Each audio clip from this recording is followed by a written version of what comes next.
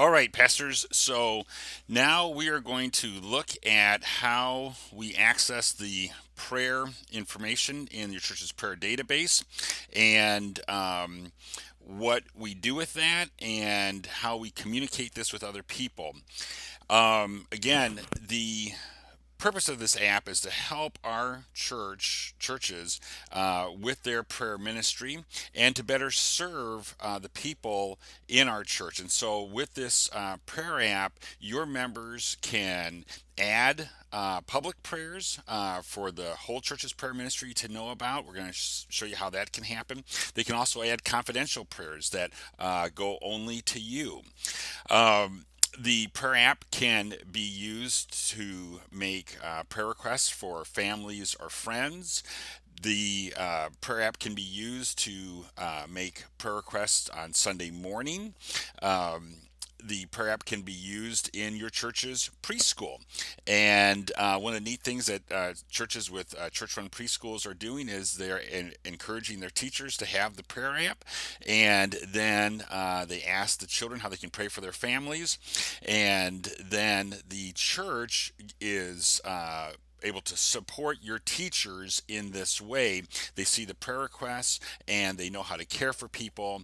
And then the people who are coming to your church preschool during the week, the majority of whom oftentimes are not members of the church, then can receive care for them in their whole life as well as for their children in your classroom.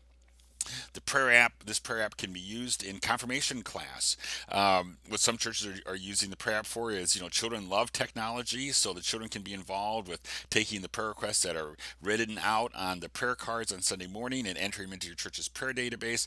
And then in your confirmation class, as you're teaching the children about prayer, which is obviously one of the chief parts of the confirmation instruction, you can show them how technology works with this. You can show them church's prayer database. They can get in and they can see the prayers in the church, the public prayers in the church.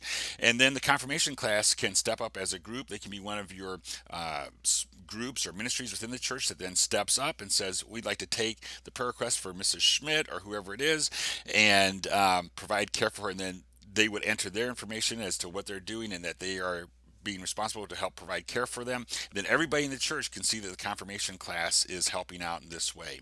When you have young adults in your congregation who graduated from high school and they're going off to college, they're going away to work, maybe they've joined the armed forces, whatever it is, wherever they're going, they can stay connected with your church's prayer ministry with this prayer app. So when they're having a tough time off at school, they can take their smartphone out, which practically every college student has one. They can click on the button, they can put the prayer request in, and the good people in your church's prayer ministry team can see the prayer requests, can start praying for your college student, caring for your college student. There's just so many ways you can use this. You definitely want to make this part of your new membership class. When people are coming in as new members in your congregation, you want to encourage them. Look, please download the church's prayer app onto your smartphone, bookmark it onto your laptop. Because this is a way that then when you have prayer requests as a new member in our congregation, you can put your prayer requests in for yourself or for others, and you can do this 24/7, so you don't have to wait for official church office hours to make your prayer requests known. Um, you can use this, in any of your outreach events, whether it's Vacation Bible School, the Easter egg hunt, the fall festival, whatever it is that you're doing for your outreach events that you're already doing as a church, prayer should be a part of that, right? God said, my house will be a house of prayer for all the nations. And so prayer should be a part of whatever we're doing. And taking the prayer requests from people who come to our events and then offering to care for them. This is just a way for us to capture all these contacts and possibilities to serve into one unified prayer ministry database where everybody, whether you're a board, a ministry, a small group, somebody who's a person of prayer, an individual prayer partner, can see and access these prayer requests and then work together to care for these people and then build, by God's grace, through the power of the Holy Spirit, build relationships with these people.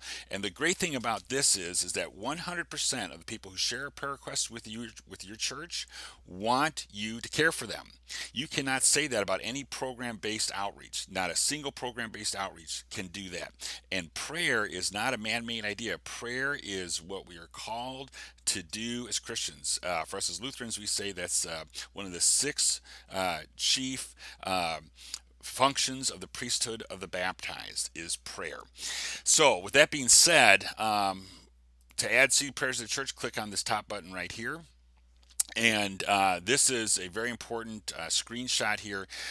This is your prayers of the church. So up at the top, button number 1, you click on that. You'll see all the public prayers of the church, which we'll do in a second.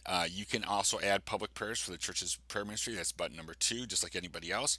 This is a confidential prayer list. Only you have this button. Nobody else in your church's prayer ministry has this button. Only you can see the confidential prayers. Confidential prayers only go to you. You can put a confidential prayer in, for yourself. It's just a way to make yourself a little mental note there, digital electronic note there. This screen here has a filter. So if you want to see the members that you're praying for, you click on this button. Visitors praying for, click on that button. People from the community praying for, click on that button, or others, click on that button.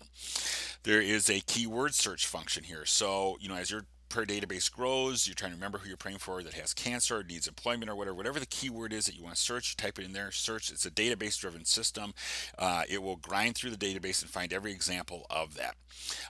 Another neat feature of the app is you can export the information, so you can have a backup on your desktop, laptop, whatever. Excel is probably the most popular one. That's nice to have because it's always good to have a backup. It's good to have because you can have the information on a device. So if you're somewhere where there is no Wi-Fi or with somebody who doesn't use technology, you can bring it to them in that way. So that's just good to have. Throughout the database, all of the columns that you see here, any of these columns can be alpha sorted. So, you just click on the column and it will arrange it alphabetically. So you can do that with any one of these. If you're working off your smartphone, you can call directly off the screen. If you're, whatever device you're working off of, you can send an email directly off the screen. The pictures, that's just a great feature there. People can upload their pictures, and that helps with fellowship within the church. Then these two columns are very important, because this will take you into a screen that shows you who the caregivers are and the care that they're providing for each of these prayer requests. And then this will take you into a screen that will show you little pieces of connection points for each person, things like what are their hobbies, their interests, things like that. If we have that information, if they want that information shared, that can be put there, and that will just help the people in your prayer ministry connect with them when they're caring for them. So whether it's the pictures or connection points, just knowing what's being done by the other caregivers, these 3 columns here are very important. Obviously, phone and email are also very important. So to see the who the caregivers are, you just click on that button there for the respective person. And then one of the things that you can do as a pastor is you can put in your prayer care guidance for the team. So if there's something you can just put it in there, and then that is seen by everybody on the prayer team, and that way they are following your guidance and how to care for them. There's a drop down menu here for each of these roles, and so you can pick the person on the drop down menu that you think would be a good prayer coordinator, elder, which board or ministry would be good. And then as they are following up and providing care for the person, they will go in and put their updates in. And so if they haven't put any update in, you can see that. You can see when their last update was. So this helps you to have current information on what's being done. It also helps you to have an intelligent conversation with the people in your church with the care that's being provided. And it also helps everybody in your church see the care that's being provided, and that is critical. A beloved member of the congregation has a stroke, goes in the hospital, and people are wondering what's going on, how's she doing. This is an excellent way to get the communication out there where it's accessible to your congregation, and it's accessible 24/7, and it's accurate. It hasn't been passed from mouth to mouth to mouth, and the information gotten confused or outdated by the time it gets to the last person, if it ever gets to the last person. So you can choose, who the elder or deacon is. They can also volunteer for these things. They can put their notes in. You can choose who the small group is. Small groups can volunteer. You have individual prayer partners. This will be the date that the prayer was entered. That's done automatically. And then if the person who shared the prayer request wants to, they can put their information in. Anytime you change any information, you'll need to click the submit button. It'll prompt you to do that. So that way the information is updated for everybody with access to the database. So just going to click the back button there. And again, this is the caregivers screen. If you want to see the connection points for this person, you just click on that button there. And so this member does not have a picture. So, when you're visiting them, or when their elders visiting them, or anybody else on the prayer care team that's been assembled for this particular prayer request goes to visit them, they can be asked, hey, would you like to have your picture uploaded into the prayer request? And why would we want to do that? Well, because that helps everybody know, remember who you are, and put a face with a name. They say a picture's worth 1,000 words, right? And it just helps people to feel more comfortable. Also, quite frankly, it helps people who are not on the prayer care team directly, but when they see the person at church, because everybody who has access to this information in your church can see the picture, and that will help put a face with a name, regardless of the context that they're seeing them in. Here's a place to note what their church status is: member, visitor, community, or other. The concern or celebration is not always a concern, right? Phone, email, address, and then here's the connectivity points. So what are the connections to our members? If there's something relevant and that they would like to have shared, you can have that. Occupations, hobbies, interests, spouse, children, pets. You don't have to put that sort of information in, but if it's something that would be helpful and they would like it to be shared, you can put that in there. And then again, the people who are connecting and caring for the person will see that. It will help them with their ministry. I'm going to click the back button there. So that is this page. One of the other features on this page is you can set how many records you want to view per page. That's up to you. But one of my favorite features of this entire app is this little print button right here. This print button is on practically every single screen, and so that is great. And everybody in your church's prayer ministry team has the same little print button. And so for your church members that do not use technology, you or anyone else in your prayer ministry team can print out the information. And so getting the information to church members is not something that just the church office has to do. Elders can help with this. Small group leaders can help with this. Members can help other members with this. The confirmation class can help people who don't use technology with this. You can have intergenerational ministry that way.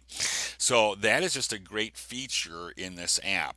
And it empowers everybody within your church's prayer ministry to help each other.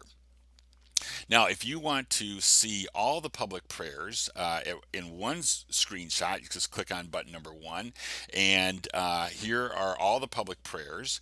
And in this screenshot, what's really handy is you have all the roles that you can have on a prayer care team. So you'd have a prayer coordinator, you can have an elder or deacon, a board or ministry, a small group, and a prayer partner.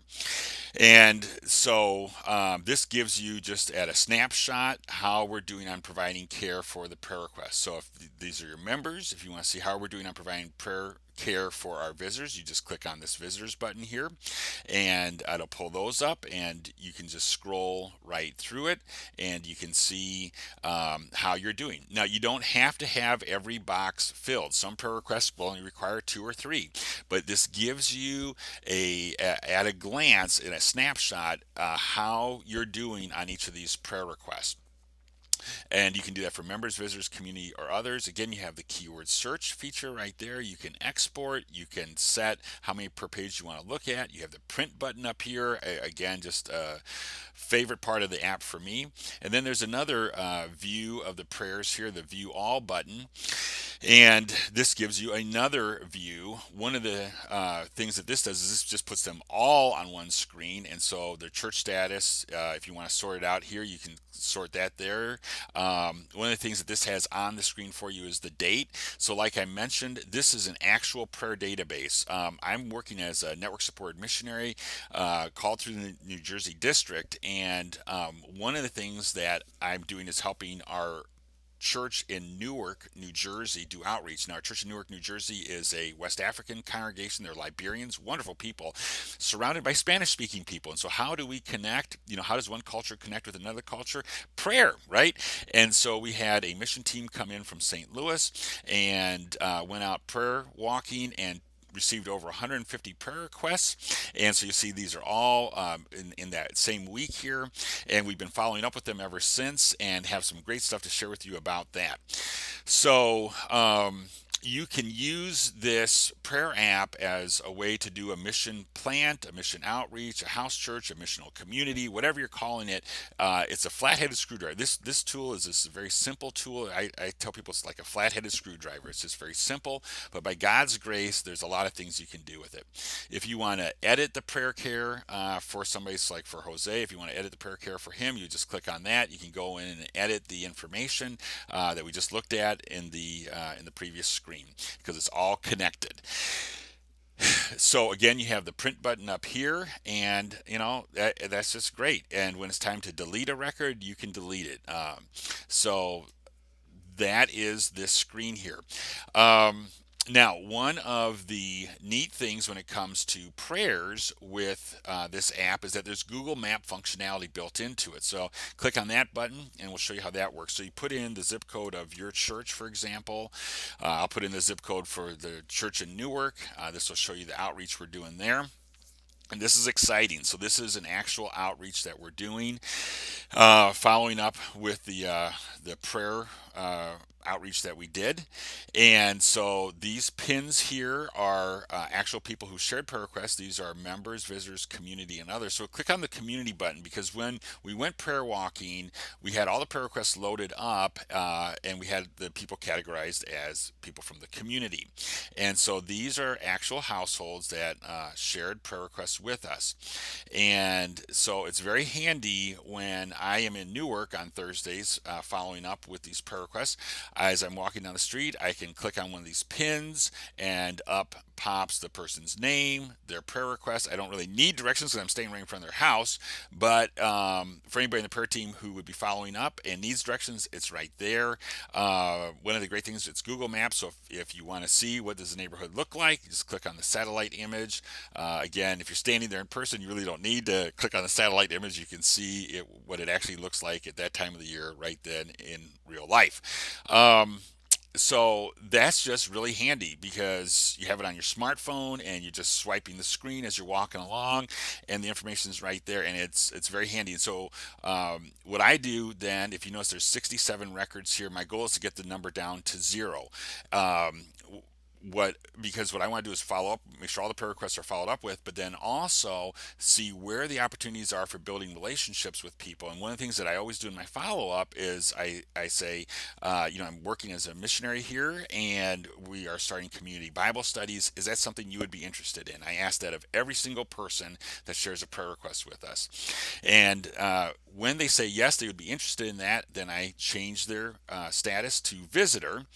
And so I'm using this in a very outreach sort of way. And so by God's grace, there are 13 households there that have said, yes, this is something that they're interested in. And if I could just share one story with you. So this home here is the very first home that I called on. And so I went up to the door, rang the doorbell. Man answers the door. I introduced myself. Hi, I'm Pastor Jim. And we had a youth group come through and ask for prayer requests, and there was a prayer request shared here. Somebody suffering with Parkinson's disease.